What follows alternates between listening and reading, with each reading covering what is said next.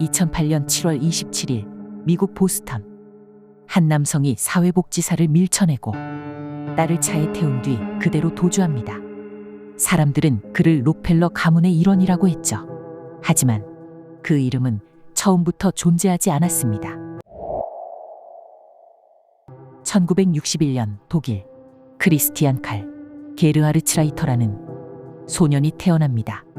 가난한 집안에서 자란 그는 17살이 되던 해 미국으로 건너갑니다. 1978년 미국 펜실베이니아주 비자 없이 들어온 그는 위탁가정에 잠시 머물며 영어를 배우기 시작합니다. 조용했던 그는 곧 자신을 새롭게 만들기 시작합니다. 말투를 바꾸고 출신과 과거를 하나씩 지워갔죠. 그는 자신을 하버드 출신이라 소개했고 예술품을 감정한다고 말했으며 록펠러 가문의 친척이라 주장하고 다녔죠. 사용한 이름은 가짜였고 주민등록번호도 존재하지 않았습니다. 그가 내세운 신분은 서류상으로는 아무것도 증명되지 않았습니다. 하지만 그는 사람들 앞에서 자연스러웠고 자신감 있게 행동하고 다녔죠. 그런 그에게 사람들은 어떠한 의심도 하지 않았는데요. 1995년 34세가 된 그는 미국 명문대 출신 여성 샌드라 보스와 결혼을 하게 되죠. 그녀는 성공한 금융인이었고 그와의 결혼은 그의 거짓 신분에 더 큰 신뢰를 안겨주게 되었죠. 이듬해 두 사람 사이엔 딸이 태어납니다. 그는 클라크 록펠러라는 이름으로 상류층 주택가에서 조용히 살아가기 시작했죠. 그러던 어느 날 샌드라는 남편의 모든 것이 이상하게 느껴지기 시작합니다. 그의 인생엔 확인할 수 있는 과거가 없었습니다. 시간이 지날수록 샌드라는 남편의 정체에 의문을 품게 됩니다.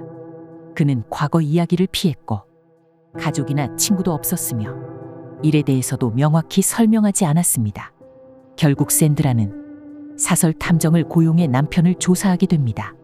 그리고 충격적인 사실을 알게 되죠. 그의 이름, 학력, 직업, 모든 것이 거짓이었습니다. 그는 하버드를 다닌 적도 없었고 록펠러 가문과도 아무런 관련이 없었습니다. 주민등록번호조차 존재하지 않는 완전히 조작된 신분이었죠. 그렇게 2007년 두 사람은 이혼을 하게 됩니다. 법원은 딸의 양육권을 어머니에게 주었고 그에게는 한 달에 몇 시간만 딸을 만날 수 있는 권한이 주어졌습니다. 그리고 2008년 7월 27일 보스턴의 한 거리에서 클라크는 정해진 면접 교섭 일정에 따라 딸을 만나러 나옵니다. 사회복지사가 함께 있었고 시간이 끝나면 아이를 돌려줘야 했습니다. 하지만 그는 예상치 못한 행동을 합니다. 갑자기 사회복지사를 밀쳐내고 딸을 안은 채 차량에 올라탑니다. 그대로 도로를 질주했고 이 사건은 곧 전국적인 아동 유괴 사건으로 알려집니다. 수사팀은 긴급 추적에 들어가고 FBI도 사건에 투입되었죠.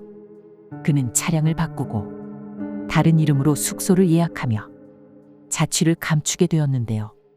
완벽하게 준비된 도주였죠. 며칠 후 그는 메릴랜드주 볼티모어의 한 아파트에서 딸과 함께 있는 모습으로 발견됩니다. 아이를 구조한 수사팀은 현장에서 그를 체포합니다. 그가 체포된 직후 수사팀은 신원을 확인하기 위해 지문을 대조하게 되었는데요. 하지만 클라크 록펠러라는 이름은 미국 어디에도 존재하지 않았습니다. 지문 결과 그의 본명은 크리스티안 칼 게르하르츠라이터, 독일 태생의 미립국자였죠. 미국엔 17살 때 불법 입국한 것으로 확인됩니다. 그는 공식적인 신분 없이 미국에서 수십 년간 살아왔습니다. 주민등록번호도 출생 기록도 존재하지 않았습니다. 조사가 거듭되자 거짓말은 드러나게 되었죠. 그는 주변 사람들을 속이기 위해 출신 학교, 직업, 출신지 하나씩 조작하기 시작한 거죠. 이후엔 이름을 바꾸기 시작합니다. 크리스토퍼 체이치, 제임스 프레드릭, 그리고 가장 오래 유지한 이름 클라크 록펠러. 수사팀은 그의 과거를 파고들기 시작합니다. 그가 살아온 인생 전체가 철저히 꾸며진 이야기였다는 사실이 하나씩 드러나기 시작했죠. 결혼조차도 거짓 위에 세워진 것이었죠. 샌드라 보스와의 만남, 그녀와의 3딸까지 모두 클라크 록펠러라는 가짜 인물 위에서 이루어진 것이었습니다. 하지만 그가 감춰온 것은 이게 전부가 아니었는데요. 그의 이름은 또 하나의 오래된 미제 사건과 연결되고 있었습니다. 수사팀은 그의 가짜 신분 중 하나였던 크리스토퍼 체이치라는 이름을 추적합니다. 그 이름은 1980년대 중반 캘리포니아에서 한 실종 사건과 연결돼 있었죠. 1985년 샌마리노에 살던 부부 존 소아우스와 그의 아내 린다, 그들은 어느 날 갑자기 자취를 감췄습니다. 당시 그들과 함께 한 집에 살던 세입자가 있었습니다. 그의 이름은 크리스토퍼 체이치. 실종 직후 그 역시 사라졌습니다.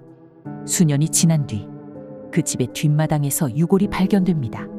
함께 나온 소지품엔 존 소아우스의 이름이 적힌 메모도 발견되었죠.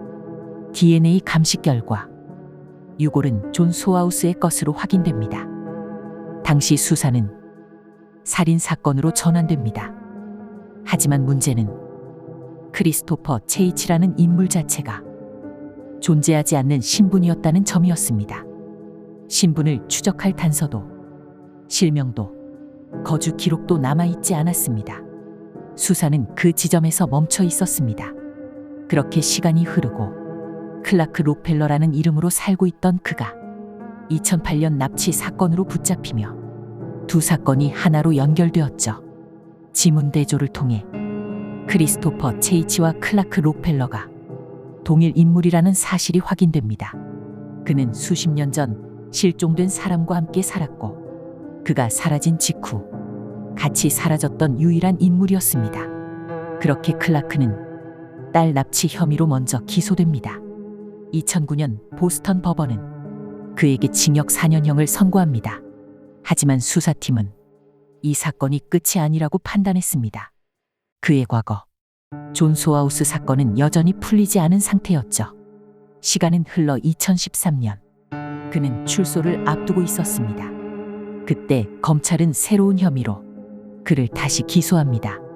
1985년의 미제 살인 사건, 존 소아우스의 유골, 거짓된 신분, 그리고 그가 사라진 시점, 모든 정황은 그가 범행에 관여했음을 가리키고 있었습니다. 직접 증거는 없었지만 정체가 드러난 이상 수사는 거기서 멈추지 않았습니다.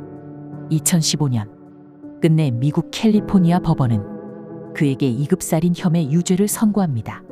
형량은 최소 27년형, 사실상 종신형에 가까운 중형이었습니다. 그렇게 그는 지금도 미국 캘리포니아주의 교도소에 수감 중입니다. 그리고 여전히 자신을 클라크 록펠러라 부르고 있습니다. 진짜 이름, 진짜 과거, 그리고 사라진 존의 아내에 대한 진실, 그 어떤 것도 끝내 그의 입에서 밝혀지지 않았습니다. 그의 이름은 클라크 록펠러. 하지만 그건 처음부터 존재하지 않았던 이름이었습니다. 심야의 기록입니다.